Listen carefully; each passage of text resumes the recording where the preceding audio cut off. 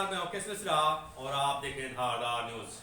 26 जनवरी को लाल किले पर जो हुआ उससे पूरा देश शर्मसार हो गया।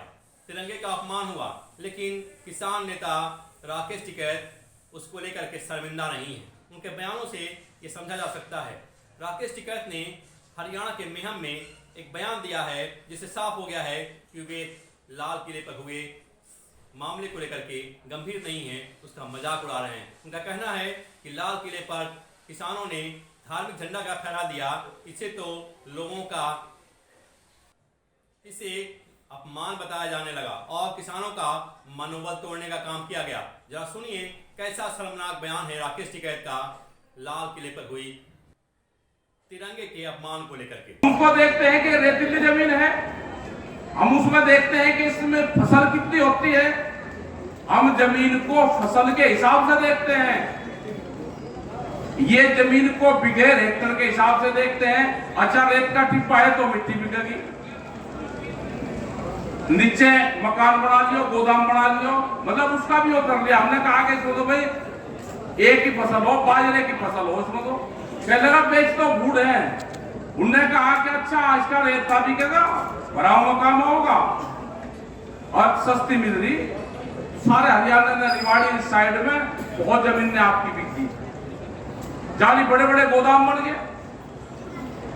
ये 20 साल में पूरी जमीन खरीदने का लेने का प्लान है। हमने प्रधानमंत्री थे मनमोहन सिंह, उसको कहा कि किसान क्रेडिट कार्ड पे 300 से ज्यादा 300% का ब्याज देता है किसान। अगर उसने 1 लाख रुपए ले लिए, एक दिन उसको बैंक में जमा कर रहे हैं तो 10,000 रुपए देने पड़ते हैं। तो यही तो जागे किसानों की इसी तरह से जमीन, उसको भाव नहीं मिलेगा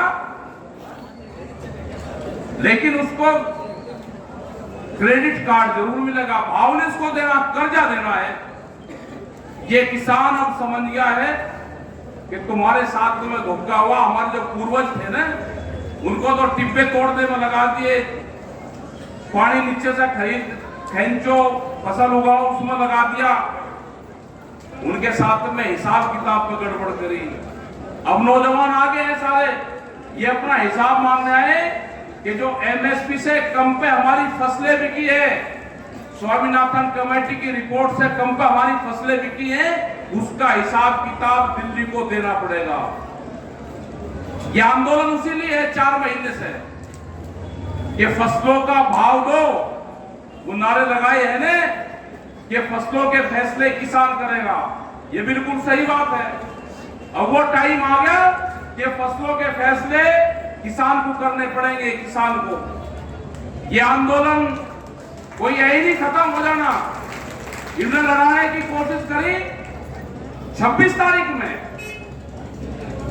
कहने में 26 तारीख में धार्मिक झंडा लग गया, बहुत बड़ा पाप कर दिया।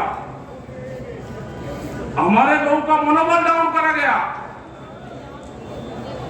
और ये लगा कि तो पूरा का पूरा किसान वहां से, इनसे गलती होगी बहुत बड़ी बड़ी, दिल्ली छोड़ दी सारे किसानों ने। अरे 3.5 लाख ट्रैक्टर थे, 25 लाख आदमी थे, वो अपने घर वापसी तो आते, मतलब इतने हताश कर दिए। सब टीवी चैनल उन्हीं की बात लग रहे करने की, ये देखो ट्रैक्टर ट्रॉलियां जा रही।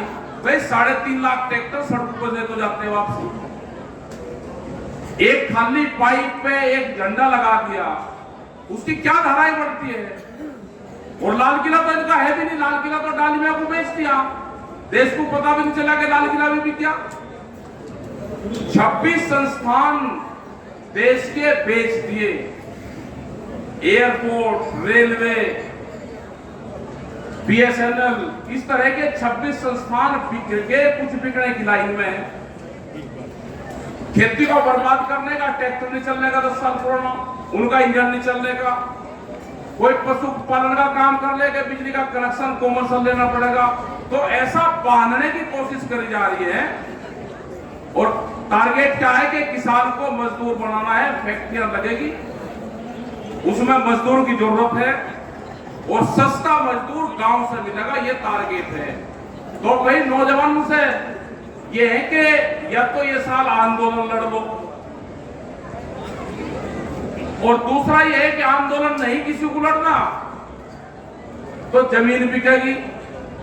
तीसरा ये है कि आंदोलन से डर लगता हो तो माफीनामा है, उसे भी पंडा छूट जाएगा। किसी को मुकदमे से डर लगता हो, जेल से डर लगता हो, प्रॉपर्टी जाने से डर लगता हो, ईडी से डर लगता हो, तो भाई माफीनामा है लिख कर दे दो, उसका पंडा छूट जाएगा। दे रखे ना, बहुत विधायकों ने दे दिए माफीनामे लिख के, मरेंगे। सबको पता है किस किसने दिए। देखो, जो इस आंदोलन में साथ देगा, जो इस आंदोलन में साथ देंगे, 2 विधायक आए हैं निकल के, बलराज और सांगवान, ये दोनों आए हैं निकल के। इन्हें थोड़ा सा कष्ट तो होगा।